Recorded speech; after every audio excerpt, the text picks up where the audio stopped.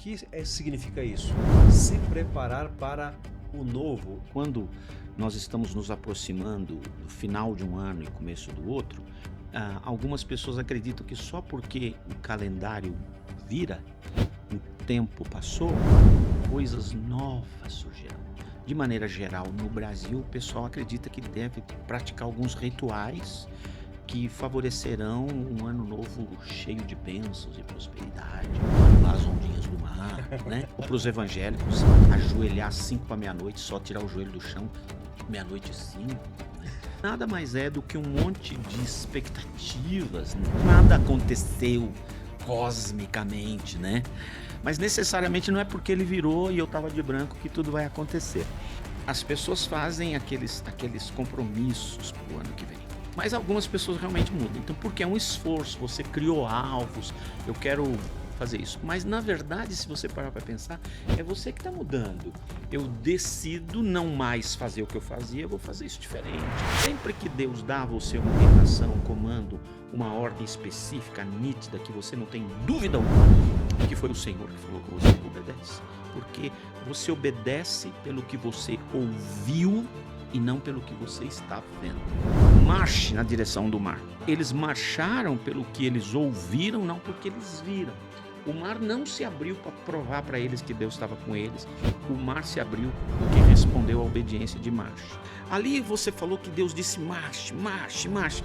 Mas Deus pode falar fica, primeiro Deus pode falar o que Ele quiser. O importante é obedecer o que Ele mandou. Se é fica ou vai, né? Se Ele falar dorme, dorme. Eu tenho que procurar, além de sonhar com mudanças, também está sensível à orientação de Deus no sentido do que Ele quer que eu faça. Deus não fala nada para você, você tem autorização dele para fazer aquilo que o seu bom senso.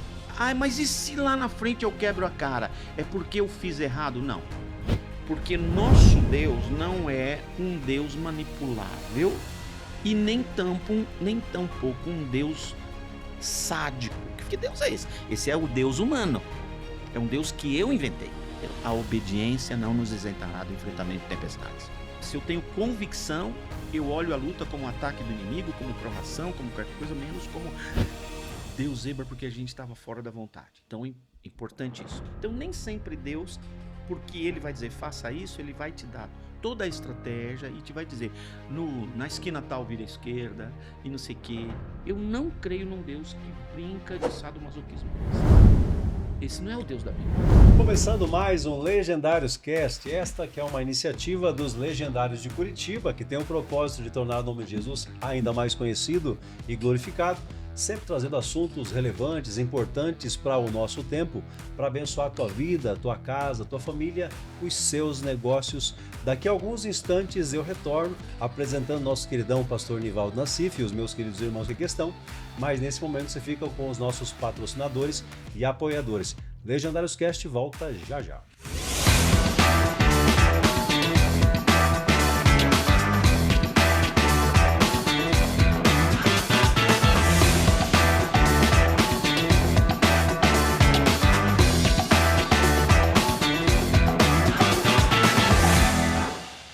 Eu sou o Dr. Francisco Pulpo, eu sou médico cardiologista e legendário 34488. E para você que quer ser legendário, nós estamos aqui protegendo a sua saúde. Nós avaliamos o seu coração e como está todo o sistema cardiovascular, para que você tenha uma subida com segurança. A avaliação dos legendários parte de uma consulta e da realização de alguns exames. Conforme o paciente, é necessário algum exame mais complexo ou até mesmo o eletro e o teste ergométrico são suficientes para nós termos uma noção de como está o seu coração. Agende a sua consulta e a sua avaliação conosco. Assim você terá uma subida à montanha com muita segurança.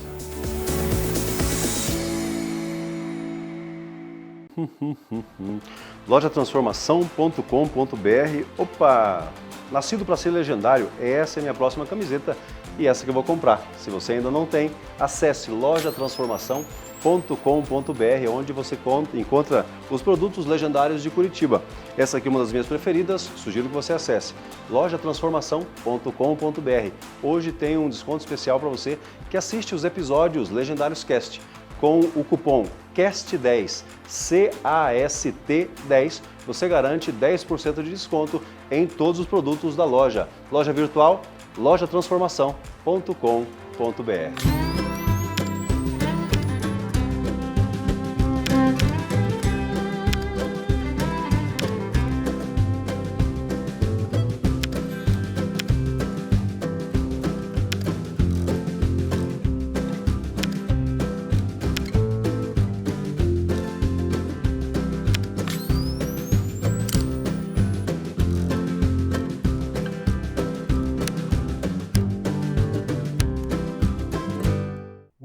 Mais uma vez tenho aqui meu querido pastor Nivaldo Nassif, que alegria e satisfação em tê-lo mais uma vez por aqui. Ele que é escritor, pastor, foi professor, hoje tem se dedicado a escrever e mentorar pessoas, também psicanalista. Benção mais uma vez tê-lo por aqui, meu querido pastor Nivaldo Nassif. Uma honra para mim estar com vocês. Mais uma vez ao meu lado aqui, doutor Marcos Babá, com grande satisfação e alegria também eu recebo. Seja muito bem-vindo, meu irmão. Muito obrigado pelo convite novamente, é um prazer. Tem aqui nosso queridão também, Márcio Bis com Z. Que maravilha, seja bem-vindo, meu irmão. Prazer mais uma vez estar aí compartilhando conhecimentos. Que maravilha. O tema de hoje é bastante especial. Hoje, um tema bem importante. Aliás, as últimas mensagens do pastor Nivaldo Nassif têm sido seguindo essa linha, preparando-se para o novo. Não só o ano novo, mas o novo de Deus. O novo de Deus. E eu queria pedir ao pastor Nivaldo Nassif para já nos dizer o seguinte: o senhor poderia traduzir ou trazer uma menção ou nos esclarecer o que significa isso? Se preparar para o novo ou aquilo que Deus está por fazer nesse tempo. A gente pode tentar falar sobre isso, mas é interessante notar que quando nós estamos nos aproximando do final de um ano e começo do outro, que nada mais é do que a Terra conseguiu dar uma volta inteira em volta do Sol, né? E aí o calendário marca isso. Algumas pessoas acreditam que só porque o calendário vira, o tempo passou, coisas novas surgirão. Algumas religiões acreditam em constelações, isso, época não sei de que lá. De maneira geral, no Brasil, o pessoal acredita que deve praticar alguns rituais que favorecerão um ano novo cheio de bênçãos e prosperidade para todo mundo, como vestir branco, pular as ondinhas do mar, né? Comer uva. Ou para os evangélicos, ajoelhar 5 para meia-noite, só tirar o joelho do chão, 00:05. Né? Porque isso faz com que o ano mude. Então, nada mais é do que um monte de expectativas, não estou dizendo que são ilegítimas, mas algumas só inocentes ou só culturais, de que tudo vai mudar porque o ano virou. E nada aconteceu cosmicamente, né? Para que algo novo aconteça. Então, o tal do Feliz Ano Novo, que tudo se realize, né? No ano que vai nascer, muito dinheiro no bolso, saúde para dar e vender, é uma delícia, né? Eu acho, podia transformar isso numa oração, né? Eu desejo que o ano que está nascendo seja um ano assim, assim, assim para você. Mas necessariamente não é porque ele virou e eu estava de branco que tudo vai acontecer. Por isso lá em casa a gente costuma dizer assim, feliz novo você o ano que vem. Nova versão. Feliz novo você. Quer dizer, e nem é renovar, mas é inovar, talvez. Melhor do que renovar, né? Então, as pessoas fazem aqueles compromissos para o ano que vem. E poucas pessoas sabem que quase 80% das pessoas que fizeram essas resoluções as alcançam. Tem gente que fala, ninguém faz resolução. Não. Tem um mundaréu de gente que compra a academia para um ano, só vai 5 dias, né? Tá certo. Eu me matriculei. Exato. Só matricular não tá bom, né? Mas algumas pessoas realmente mudam. Então, porque é um esforço, você criou alvos, eu quero fazer isso. Mas, na verdade, se você parar para pensar, é você que está mudando. Eu decido não mais fazer o que eu fazia, eu vou fazer isso diferente. Ou vou fazer algo que eu nunca fiz. Ou vou ressignificar isso aqui. Ou eu fazia desse jeito, eu vou inovar, vou acrescentar um curso a mais, vou aprender algo, vou melhorar, vou expandir. Então, isso é se preparar para o novo que não cai do céu, que você investe nestas mudanças. No aspecto puramente humano, isso é lógico. Todos nós devemos ter planejamento. O americano costuma dizer assim: quem não planejou, planejou dar errado.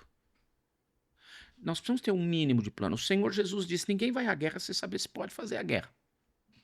Só o Brasil, que quer ir para a guerra sem poder fazer a guerra. Ninguém constrói uma torre, né? Ninguém constrói uma torre sem saber que tem o material todo, né? E em construção, existe um shopping center em Miami que ele foi construído em 3 meses. Mas ele levou 5 anos de planejamento e eles colocaram no terreno do lado tudo que precisava para construção, desde as bases, concreto, ferro, até o acabamento. Até a pintura, a maçaneta, tudo do lado. Então eles foram construindo e nunca faltou material, porque já estava tudo lá.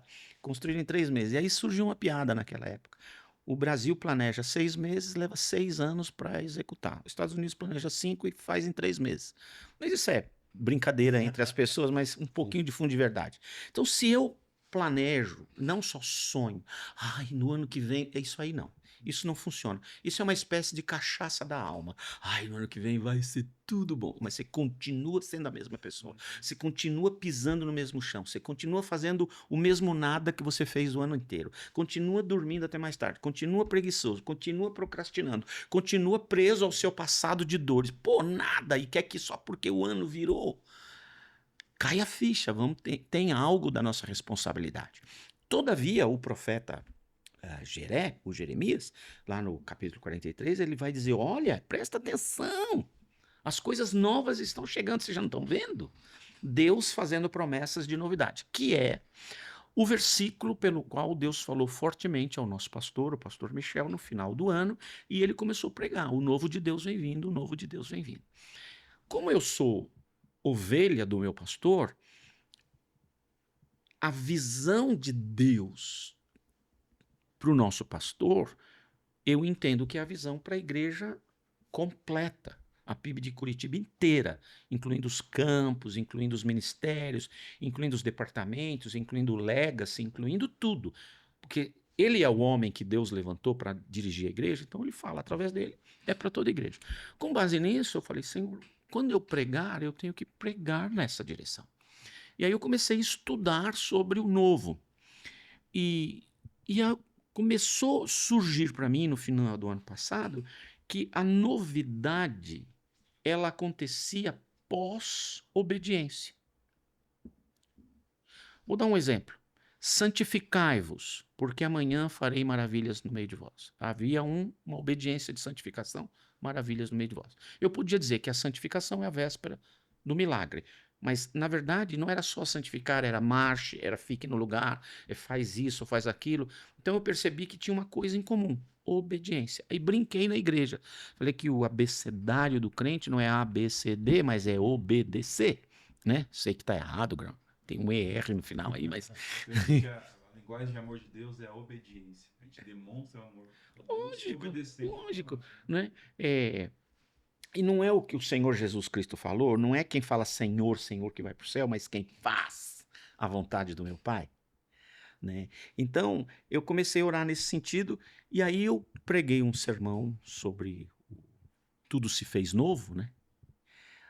As coisas velhas já passaram, eis que tudo se fez novo, e eu percebi que havia uma interpretação mais ou menos generalizada, errônea, de que, agora que Cristo entrou no meu coração, tudo vai ficar novo, quer ver? Não é nesse sentido.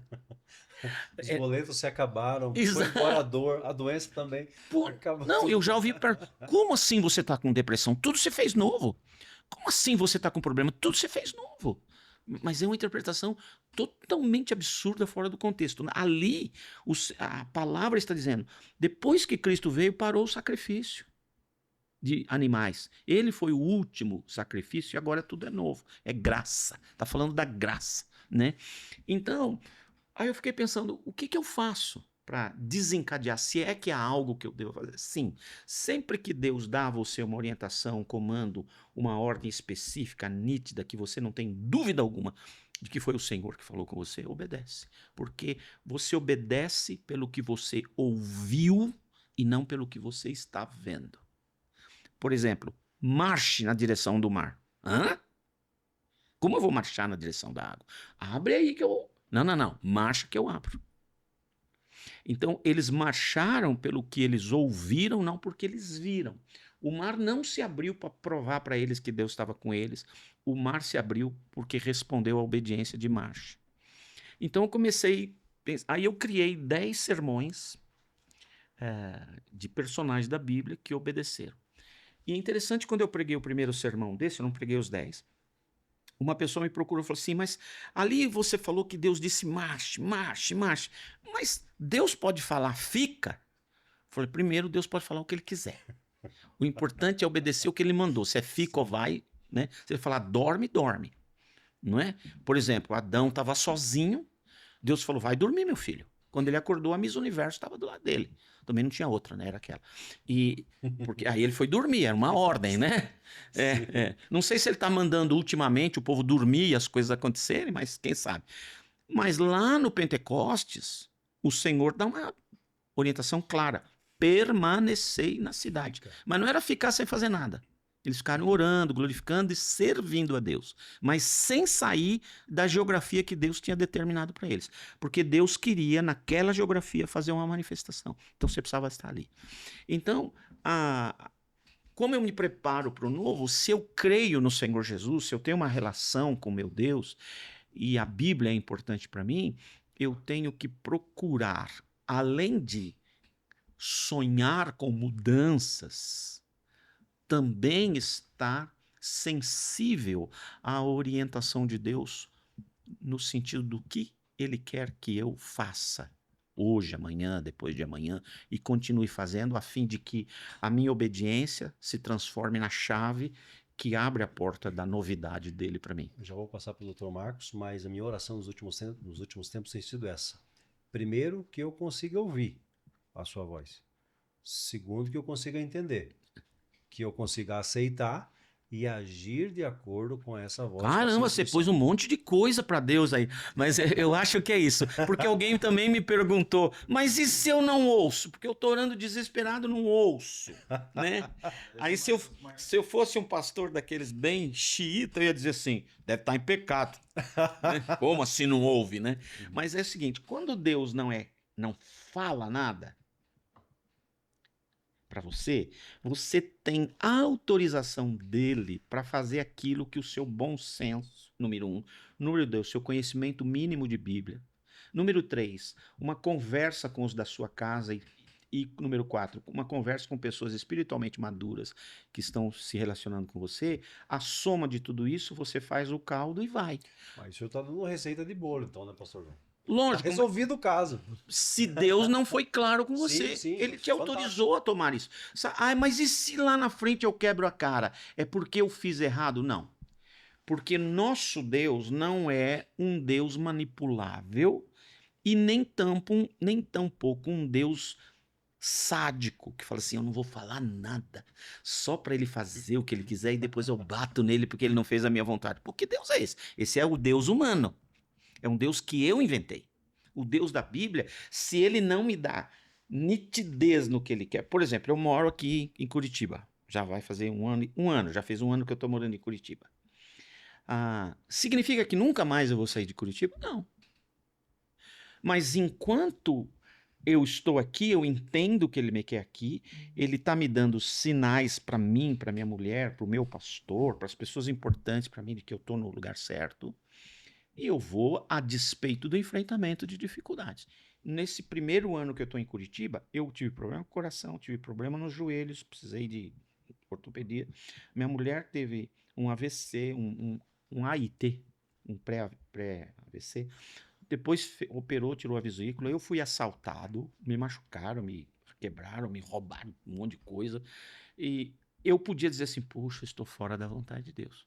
Mas como eu vim com convicção de que era a vontade de Deus, eu reinterpreto as coisas. Então antes de continuar, lembra quando Jesus disse para os discípulos, entrem no barco e vamos do outro lado? Jesus não fala que lado que é, a gente só sabe que lado que é depois que eles chegaram, era Gadara ou Gerasa. Quando eles chegam lá, antes de chegar em Gadara, o teu gadareno endemoniado, eles enfrentam uma tempestade. Jesus está dormindo no barquinho e os discípulos que são pescadores estão sabendo que o negócio vai afundar.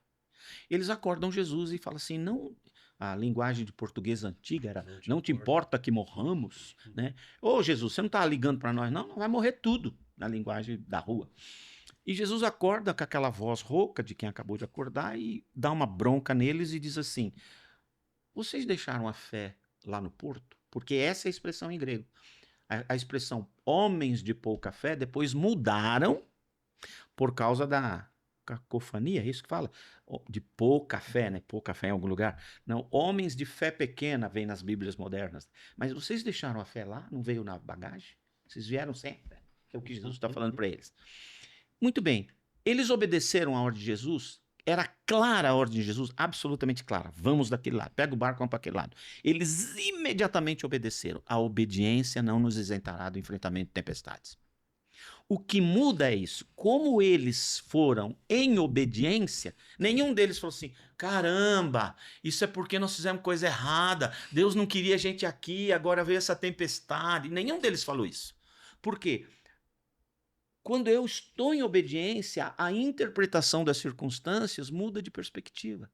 Eu posso chamar de ataque do maligno, de provação, de teste, de prova, mas não de é porque eu estou em pecado. Sim.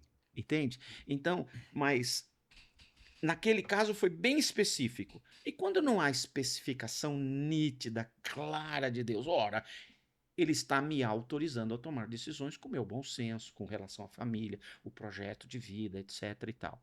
Depois eu posso te falar alguns critérios de decisão do que fazer à luz da Bíblia. Mas eu creio sim que Deus, se ele não foi nítido em algo específico, tem aquelas vontades que são genéricas para todo o povo de Deus. Ter uma vida de oração, de comunicação com ele, uma vida de santidade, uma vida de conhecimento da palavra e uma vida de proclamação de Jesus. Isso é vontade de Deus para todo mundo.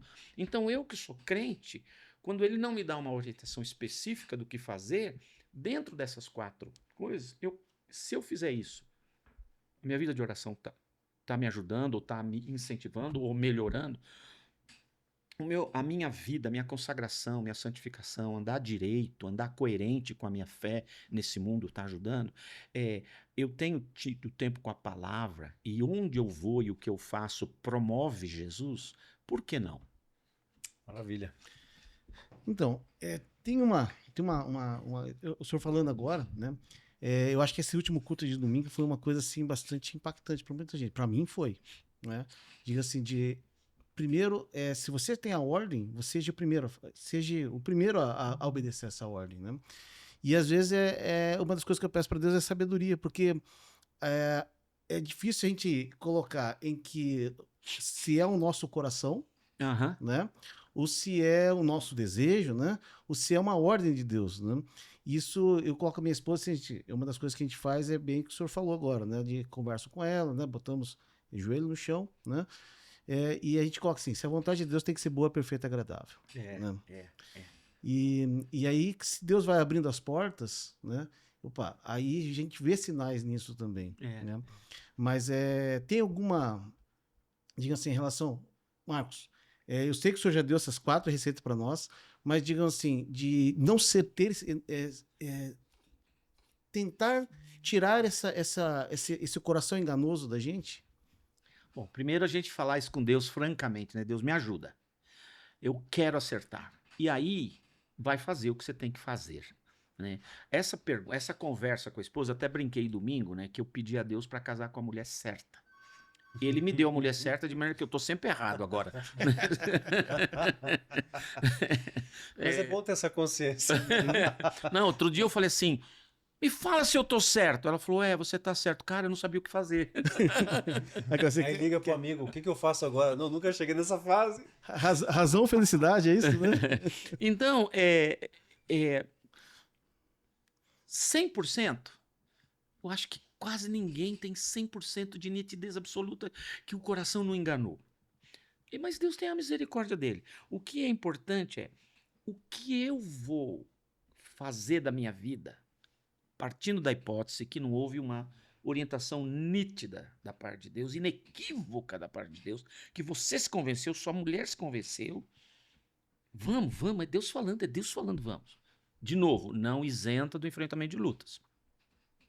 Se eu tenho convicção, eu olho a luta como um ataque do inimigo, como provação, como qualquer coisa, menos como Deus zebra porque a gente estava fora da vontade. Então, é importante isso. Mas vamos supor que Deus não deu uma orientação nítida. Ou se ele deu, por exemplo, para os discípulos, entrem no barco. Ele não disse que ia ter tempestade. E ele já sabia. E ele não disse que ia ter um endemoniado lá na frente. Ele também já sabia. Ele também não disse que ensopado ainda na praia de Gadara, eles entrariam no barco e voltariam. Que era uma viagem vai e volta. Cansativa. Ele não disse nada. Para o Abraão, ele disse, sai da tua terra, sai da tua parentela e vai para a terra que eu te mostrarei. Ele foi. E não tinha indicação da terra. A terra não existia. E ele ia andando. De vez em quando Deus encontrava com ele e falava assim, muito bem, você está me obedecendo, agora vamos fazer isso, fazer aquilo. Ele levantava um altar que marcava que Deus conversou com ele, reafirmou o mandamento e tal, mas ele não tinha nitidez dos detalhes.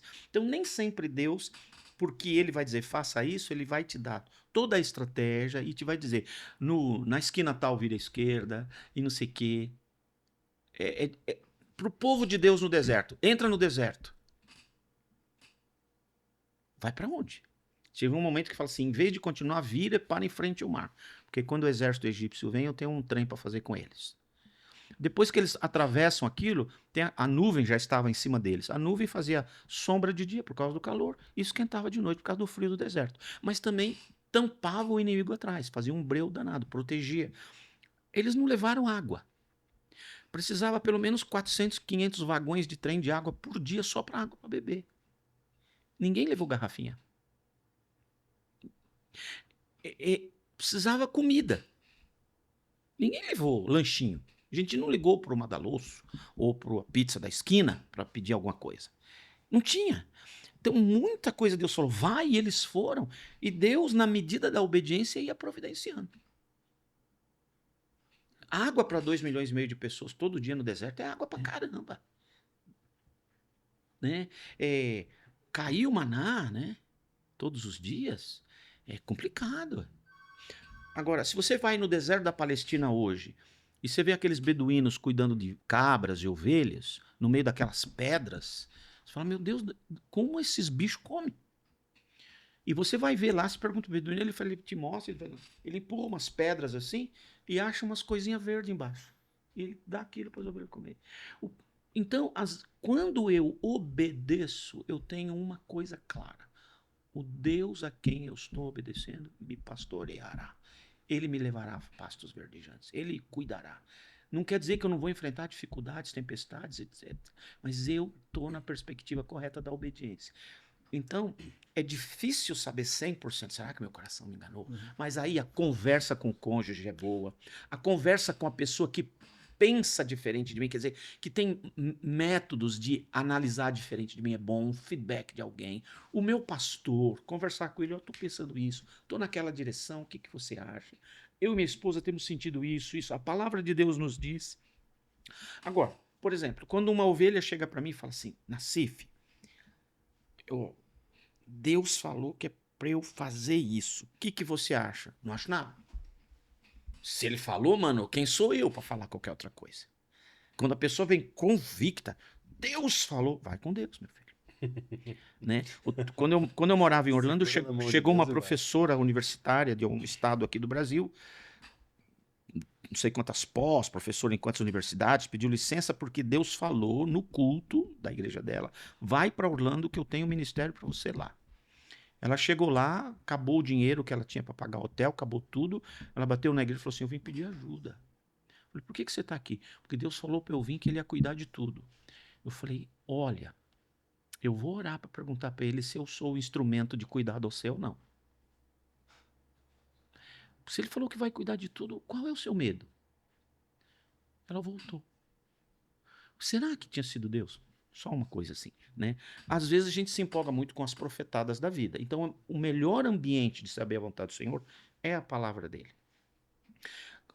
Eu acho que você pode fazer o que você quiser da sua vida quando Deus não deu uma orientação específica, desde que algumas coisas estejam presentes.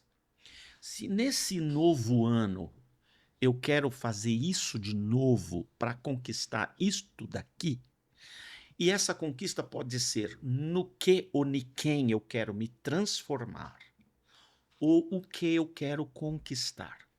Uma posição no trabalho, um diploma, uma casa, um automóvel, um sítio, uma viagem. O que eu quero ter e no que eu quero me transformar. Eu acho que você pode tudo, quando Deus não deu uma revelação específica, se, quando você ter o que você queria ter, ou se transformar no que você queria se transformar, você se torna uma pessoa melhor. Não melhor para Deus, melhor para sua família, melhor para sua cidade. Agora, se você conquistar o que você queria conquistar e se tornou um arrogante, um metido, um orgulhoso que não fala com ninguém, eu acho que Deus não estava naquela história. Segundo, se você se transformar no que você quer se transformar, ou conquistar o que você queria conquistar, e isso faz a sua família ficar mais gostosa, mais unida, mais alegre, Deus está nessa. Agora, por conquistar o que você queria conquistar, se transformar em quem você queria se transformar, você destruiu a tua família? Eu não acho que Deus estava naquela. Terceiro e último, se você conquistar o que você queria conquistar, se transformar em quem você queria se transformar, por causa disso Jesus se tornou muito mais famoso no planeta, vai. Agora, se você, por causa de que você tem o que você queria ter e se transformou em quem você queria se transformar, ninguém sabe nem mais que você é crente, eu não sei se Deus estava nessa. Então, é difícil lidar com os enganos do coração. Agora, preste bem atenção, não faça planos e fala, Deus abençoa os meus planos. Tente dizer, Deus, o que eu posso fazer? Dá impressões ao meu coração, deixa eu conversar com a minha mulher, com o meu marido, deixa a gente ouvir, na multidão dos conselhos vem a palavra, deixa eu ouvir o meu pastor. Puxa, olha, que legal, então vamos caminhar nessa direção, vamos caminhar. Por quê? Porque isso me faz uma pessoa melhor, para mim mesmo, para minha família, para minha cidade. Isso faz a minha família ficar mais unida, mais forte, mais gostosa. Isso glorifica a Jesus, ou faz ele famoso, se você quiser. Então, marcha. Ah, mas é que Deus não tinha falado isso. Não tem problema. Eu não creio num Deus que brinca de sadomasoquismo com você. Esse não é o Deus da Bíblia para mim. Sabe que uma das coisas que eu amadureci na fé, até uma vida adulta, parece que a gente é meio criança, meio adulto, né? Meio estranho assim, né? E uma vez eu levei, eu e a minha esposa estava numa discussão de decisões. Eu queria fazer uma decisão, ela queria ter outra, né? Aí eu falei assim, tá bom, pelo jeito a gente não vai sair do lugar, né? E fomos consultar com o pastor, né, da nossa igreja, fomos falar com o pastor, né? E o pastor chegou assim e falou para nós o seguinte, olha, né? Escutou cada um de nós, as nossas, né? E uma das coisas que ele falou é o seguinte, você mulher, né? Tem que, o cabeça do casal é o homem e ele vai tomar a decisão. Mas ao mesmo tempo que você toma a decisão, você tem toda a responsabilidade das decisões que você tomar em relação às consequências que virão. Das consequências que virão, inclusive vai ser cobrada depois. Deus vai te cobrar cada decisão, que é justamente o que o senhor falou, né? De como que você está conduzindo a tua família, né? Que vai realmente estar agregando, está sendo boa para sua família, né? E isso é um dos pontos que eu acho que para o homem é uma das coisas que mais pesa, né? Que às vezes eu falo assim, Deus, é isso que o senhor, né? E é aquela coisa que a gente sempre fala na montanha, né? Joelho no chão, né? E se juntar com pessoas boas que o senhor falou, lógico, né? lógico. Se você, acho que foi o Marcelo que falou uma vez, isso eu levo para mim, Marcelo, que você, se em 10 minutos ou 15 minutos você está numa mesa e não se fala de Deus, então você tem que sair daquela mesa. Né? Ou seja, então você tem que se cercar de pessoas boas, né? Pessoas que estão conectadas com Deus, porque isso ajuda, você faz também, você se conectar, ajuda a tua conexão com a palavra, e você está sempre junto à fogueira, e você não esfria, né? Isso ajuda você a enxergar melhor o que Deus quer. Como está lá na Bíblia, né? Romanos 12:2. Também é preciso renovar a mente para isso, porque não, quando você está em um vínculo de homens que pensam dessa forma, te levam, se aproximam de Deus, para mim fala muito claro de renovação da mente. porque deixava velhos hábitos, né? Romanos 12 diz, 2, né? Não se amolde aos padrões desse mundo, né? Mas transformai-vos pela renovação da vossa mente. É a dica com o tema aqui agora, né? Para que você possa experimentar com boa, agradável e perfeita vontade de Deus. Só que muitas pessoas, talvez aqui você que está assistindo, tiveram 2025 complicado. E o que você disse para essas pessoas, né? Que tipo de incentivo, como que ter discernimento, como que a gente pode incentivar as pessoas a ter mais fé? E se tiver exemplos bíblicos de homens da fé, possa... Lógico, só deixa eu pegar um gancho no que você falou. Muitos de nós, eu estou falando em tese, né? Estou falando de igreja A ou B, muitos de nós têm um cristianismo muito místico. Eu vou orar e tudo vai melhorar. Vai. Mas deixa eu dizer, a Bíblia, ela não é um livro de psicologia nem de psicanálise, mas ela é bastante comportamental. Você tem que mudar dentro para mudar o comportamento que vai mudar o resultado. Ou seja, eu tenho crenças que geram emoções, as emoções me conduzem a ações me darão resultados. Se eu quiser mudar o resultado, eu tenho que mudar a raiz, o que está lá dentro, né? Não foi o Freud que disse que a definição de loucura para ele é fazer sempre as mesmas coisas e esperar resultados diferentes? Então, olha a Bíblia. Tudo que é puro, tudo que é justo, tudo que tem louvor, tudo que tem virtude, tudo que é do bom, tudo que é certo, nisso pensai. Enche a cachola de coisas boas.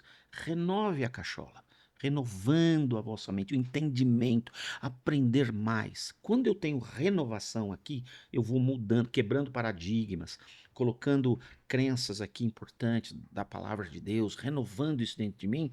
Isso produz uma sensação, uma emoção que me conduzirá à ação, que dará novos resultados. Eu costumo dizer que não é a razão que decide. A razão é para a nossa cabeça o que o motor é para o automóvel. A emoção é para a nossa cabeça o que a gasolina é para o motor. Eu preciso ter crenças que provocam emoção, e a emoção me empurra para uma ação. A ação me dá um resultado. Quero mudar resultados? Vou mudar a crença. Então, por isso, pôr coisas novas na cabeça e à luz da palavra. Então, isso tem mudança. E aí, eu esqueci a sua pergunta. A pessoa teve um 2025 desafiador. Tá bom. E como despertar essa fé em um 2026 com os planos de Deus? O fato de você ter vivenciado, experimentado um ano complicado, não significa que Deus falhou. Tem coisas que eu não consigo entender de Deus, mas eu preciso crer. Eu não entendo por que Deus permite certas coisas na vida, certas dificuldades, nem quero entrar no mérito delas, mas o fato de ter vivenciado um ano de 2025 com tantos perrengues, Lucinha e eu, enfermidades, isso, aquilo, aquele outro e tal, em nenhum momento a gente falou, poxa, Deus, você falhou? Não, eu falei, Senhor, obrigado, eu tô vivo. O cara me desacordou com uma pancada, quebrou vidro, me encheu de vidro, cortou minha cara, eu desacordei, eu podia não ter acordado. Falei, louvado seja o nome do Senhor. Tô vivo ainda, Deus tem algo para mim aqui, não quis que eu fosse embora, né? Hoje minha esposa teve que fazer negócio na boca, e colonoscopia, não sei o quê, tirou 3 pólipos lá que foi para biópsia. Eu falei, e aí, amor? Eu falei, a gente sempre esteve na mão de Deus, continua. Quer dizer que não preocupa? Não, mas a gente sabe que ele continua fiel. Isso é muito importante. Crer mesmo que não tenha compreendido. Na dor, a crença necessariamente, na hora, não tira a dor. Por exemplo, eu atendi no final do ano uma família que, eles não são da nossa igreja, uma família que tem um negócio e que o filho mais velho é o herdeiro e o diretor de todas as coisas, e nesse negócio entrou um bandido e alguém de dentro da empresa foi atirar no bandido, infelizmente acertou no rapaz que morreu e tal.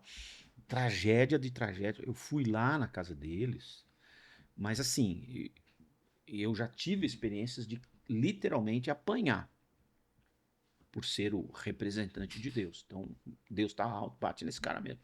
E assim, era uma dor. E aí no final de 2 horas dentro da casa, de choro, de grito, de desespero, explica para mim, e eu não tenho explicação, mas só ouvindo, ligando, abraçando, tudo, eles disseram, Deus sabe, né? Mas não tirou a dor deles.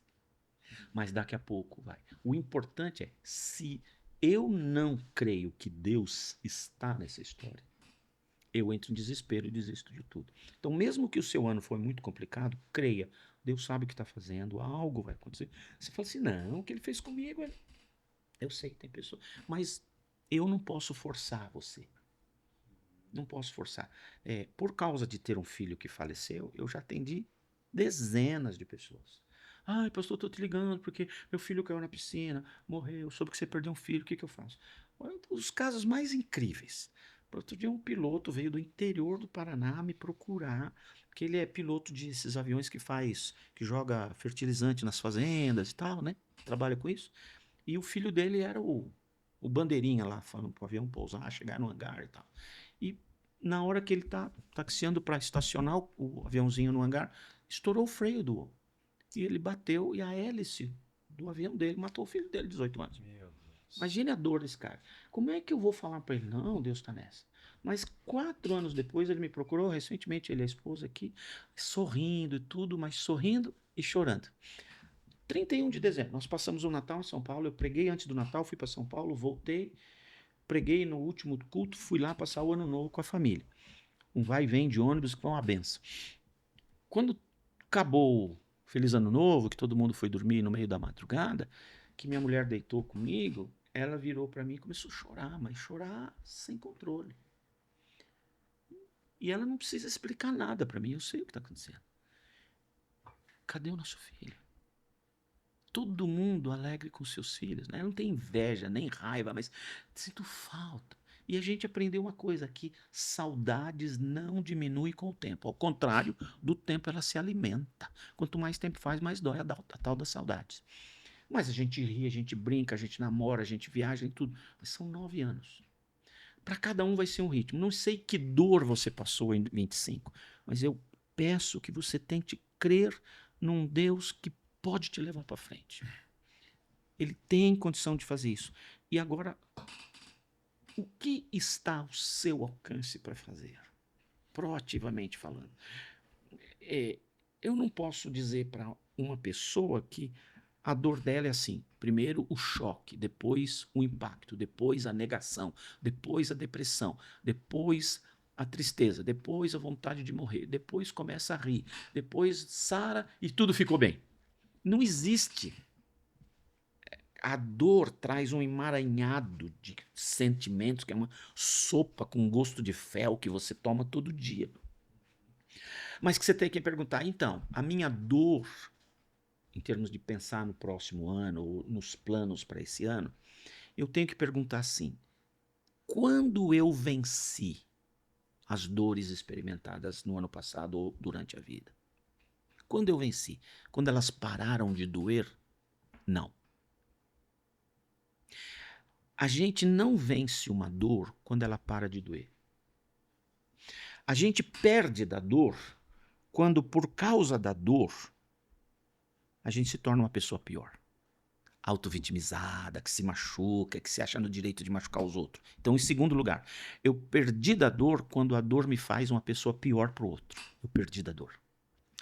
Eu perdi da dor quando a dor me faz, por conta das minhas atitudes, destruir a minha casa. Eu perdi a dor, da dor.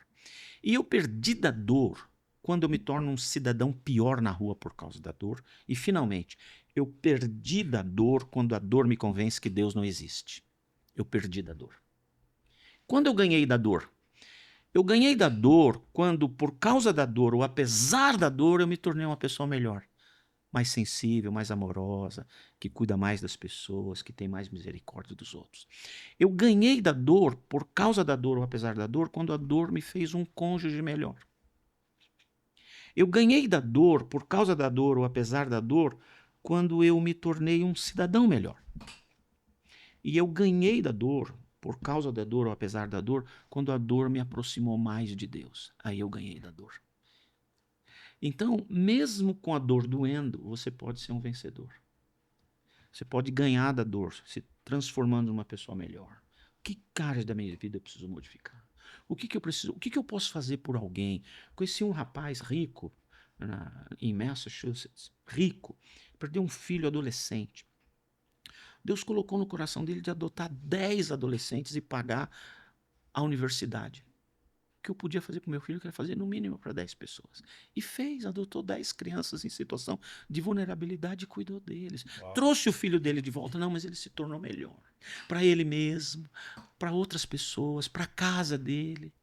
E ele teve a alegria de ver aqueles rapazes vencendo na vida.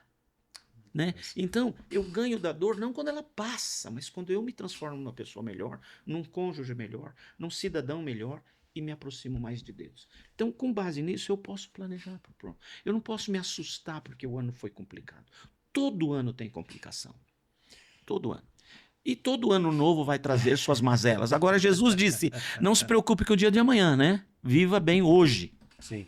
Pensando em preparar-se para o novo de Deus, podemos então considerar crer, confiar, mesmo que o contexto seja desfavorável, tendo plena segurança de que Deus tem tudo sob controle. Sim, mas, Apesar mas da dor. é quase teórico, né? É uma teoria importante, é assim que a gente tem que praticar, mas nem sempre a dor vai ficar muito aliviada, porque eu sei que ele está no controle. A frase que eu mais odiei nos primeiros dias do falecimento do meu filho foram as pessoas chegando, me abraçando e no meu ouvido e falavam, pastor, Deus está no controle.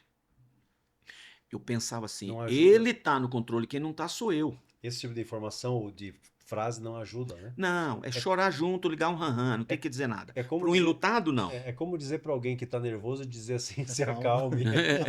Vem cá me dar um abraço, estou com você, né? Sim. Entendo você, acho que são coisas melhores. Sim. Mas até uma coisa que aconteceu, eu tenho tenho 3 filhos, né? Um mora com o Senhor hoje.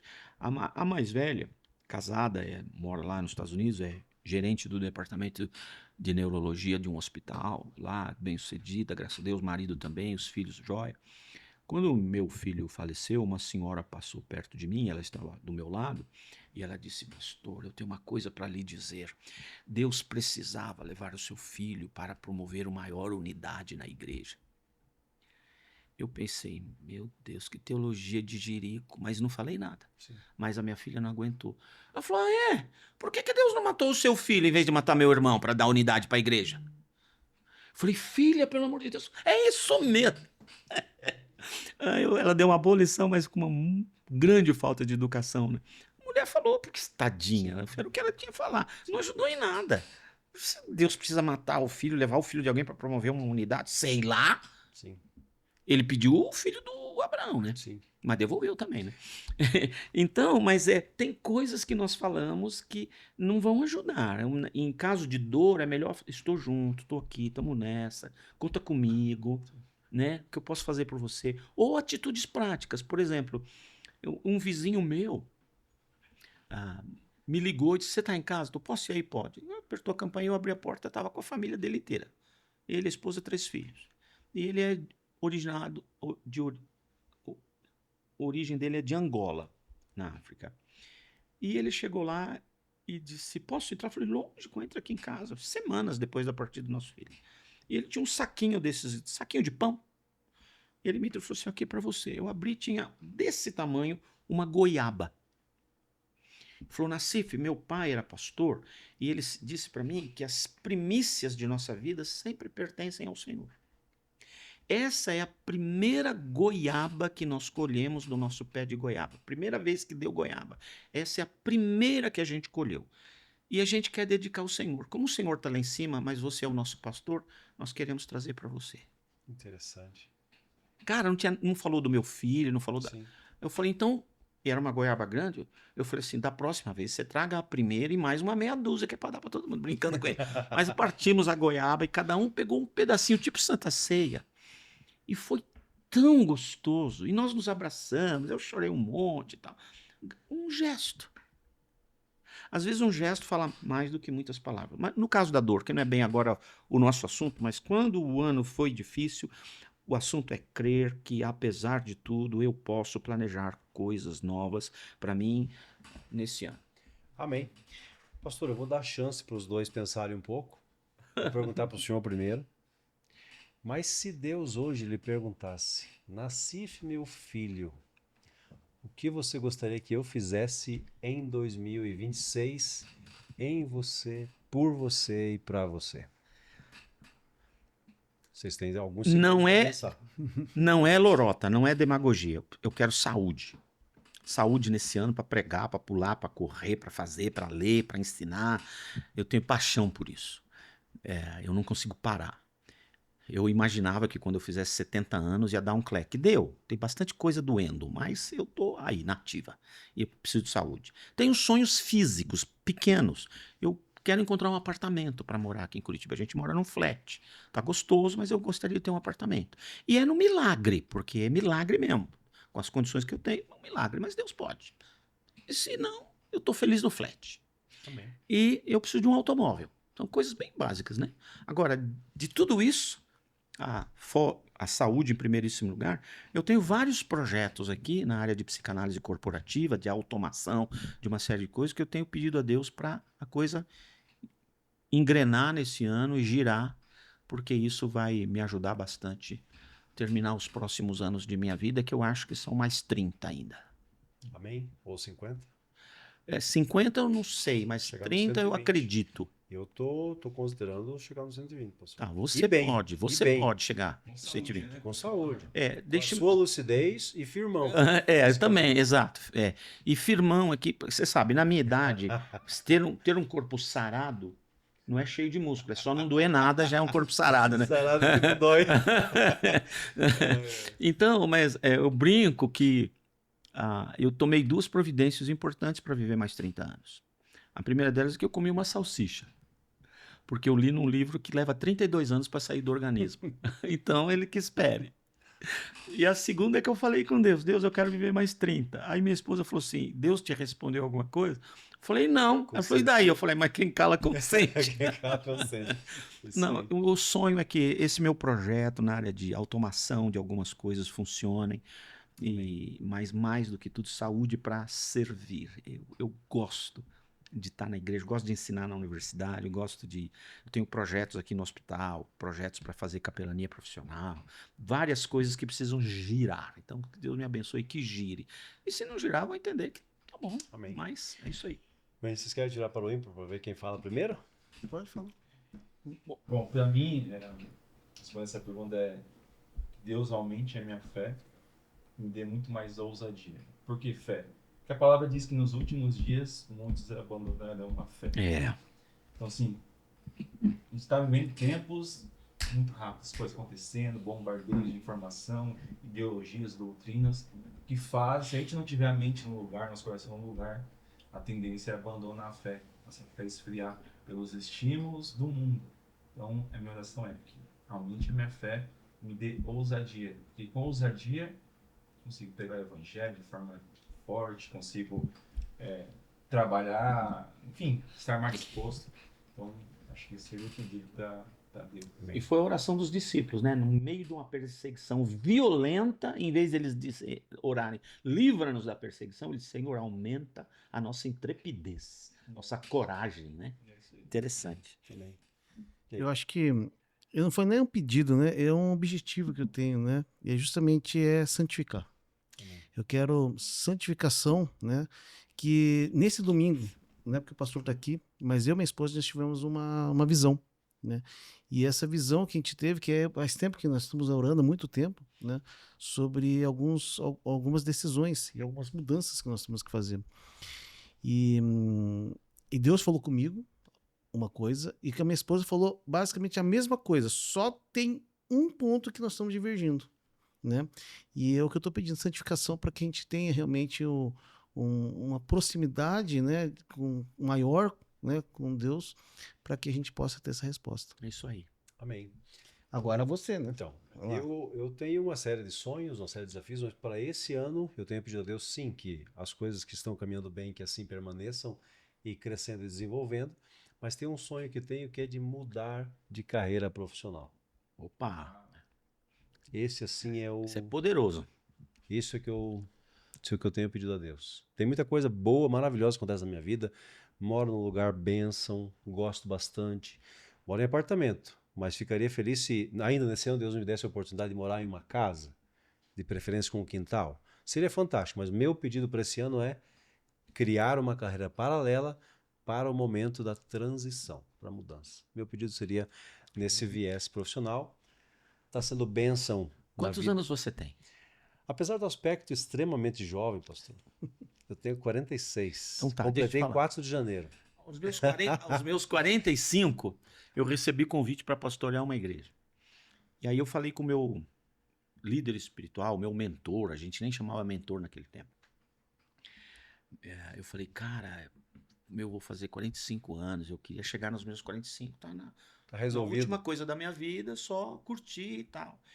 E é muito tarde para ficar tomando decisões, mudanças assim. Ele me disse uma coisa: se prepara, que as melhores e mais importantes mudanças da sua vida virão aos 55, aos 60, aos 65 e ainda uma nos 70. Eu falei, para com isso. Então, tem muitas para vir. E virão. E é interessante que com a gente vai crescendo ou envelhecendo, se preferir amadurecendo, já estou apodrecendo. Os joelhos estão com os 2 meniscos abertos. É interessante como dói aquela encrenca. E a gente vai perdendo medos.